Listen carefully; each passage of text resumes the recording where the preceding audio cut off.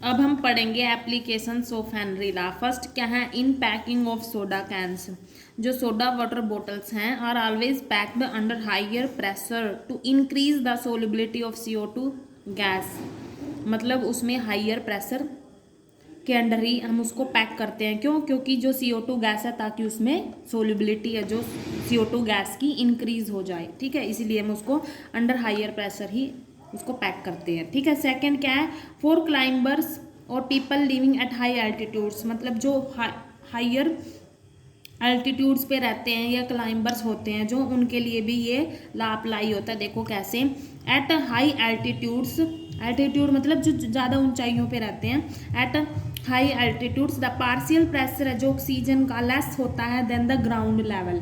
Ground level के comparison में at high altitudes पे जो पार्शियल प्रेशर होता है ऑक्सीजन का वो कम होता है। ठीक है, जो क्लाइंबर्स होते हैं जब वो एल्टीट्यूड्स पे जाते हैं तो उनको सांस लेने में थोड़ी दिक्कत हो जाती है। देखो कैसे, there is low concentration of oxygen, वहाँ ऑक्सीजन की कमी होती है तो उनके ब्लड में भी जो ऑक्सीजन की कंसंट्रेशन कम हो जाती है। And tissues of the people living at high altitudes और क्लाइंबर्स के।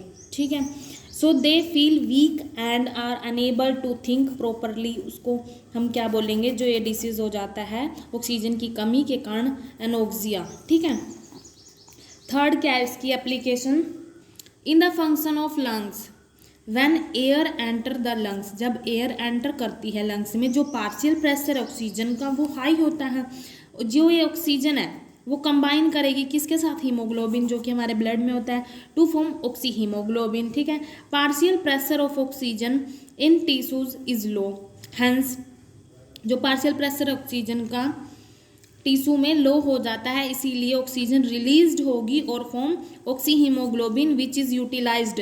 जो ये ऑक्सी हीमोग्लोबिन है फिर किसके लिए यूटिलाइज करेंगे हम उसको, फंक्शन ऑफ द सेल्स, जो हमारे सेल्स हैं फंक्शन करते हैं उसके लिए यूटिलाइज्ड होगी ये ऑक्सी हीमोग्लोबिन। ठीक है, अब हम हेनरी लॉ पे जो हमारे पास फॉर्मूला था उस पर हम एक न्यूमेरिकल करते हैं। ठीक है, if N2 gas is bubbled through water at this temperature 293 kelvin, how many milli moles. क्या निकालना है, मोल्स निकालने हैं। ठीक है, किसके, milli moles of nitrogen gas के। जो नाइट्रोजन गैस है वो डिजोल्व है किस में, इन 1 लीटर ऑफ वाटर में। मतलब नाइट्रोजन गैस के हमने मोल्स निकालने हैं और वाटर के हमें पता है, वो निकाल लेंगे खुद, क्योंकि इसमें 1 लीटर मतलब वो भी दिया हुआ है, इसका मास भी दिया, गिवन मास भी दिया और वैसा भी मास पता है हमें इसका एटॉमिक मास। ठीक है, let that N2 exert a partial pressure, ये पार्शियल प्रेशर दिया हुआ है N2 का। Given that Henry law constant for N2 at this temperature is this 76.48 kilo bar. ठीक है, जो हेनरी कांस्टेंट है वो भी दिया हुआ है। अगर प्रेशर बार में है तो कांस्टेंट भी हमें किस में लेना पड़ेगा, बार में। ये किलो बार में है तो इसको बार में कन्वर्ट कर लेंगे।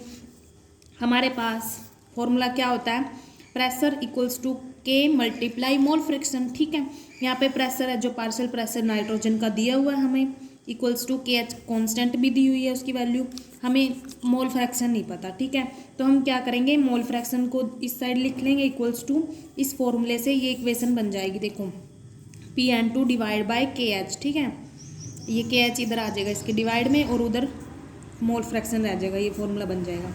अब हमें पार्शियल प्रेशर दिया हुआ है और कांस्टेंट भी दिया हुआ है। देखो ये किलो बार में था, हमने इसको बार में कन्वर्ट कर लिया। ठीक है, तो हमारे पास इसको सोल्व करके क्या आया, 1.29 मल्टीप्लाई 10⁻⁻5। अब ये किसकी वैल्यू आ गई हमारे पास, मोल फ्रैक्शन की। अब हमने निकालना क्या है, मोल्स। मोल्स कैसे निकालेंगे, मोल फ्रैक्शन वाले फॉर्मूले से निकालेंगे। ठीक है, तो मोल फ्रैक्शन का फॉर्मूला क्या होता है, अगर N2 का निकालेंगे, लेट कर लो मोल्स N2 के N है। ठीक है, divide by total moles N2 plus water के मोल्स। ठीक है, वाटर के मोल्स हमारे पास कितने, 55.5। कैसे निकालना है, क्योंकि हमें दिया हुआ है 1 लीटर इसका मास, गिवन मास 1 लीटर मतलब 1000। ठीक है, और इसका जो एटॉमिक मास होता है कितना, 18। तो इसको हमारे पास यहाँ से इसको डिवाइड करके वाटर के मोल्स आ जाएंगे 55.5। ठीक है, तो ये मोल फ्रैक्शन का फॉर्मूला हो गया यहाँ पे, और मोल फ्रैक्शन की वैल्यू है जो हमने यहाँ पे निकाली थी इसके इक्वल रख दी।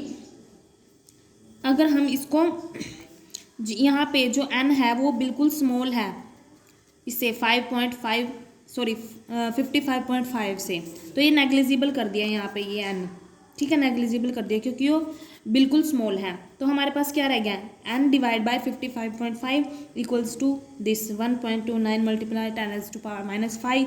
तो यहाँ से n की वैल्यू आ गई हमारे पास, जो नाइट्रोजन गैस है उसकी मोल्स आ गई, ठीक है।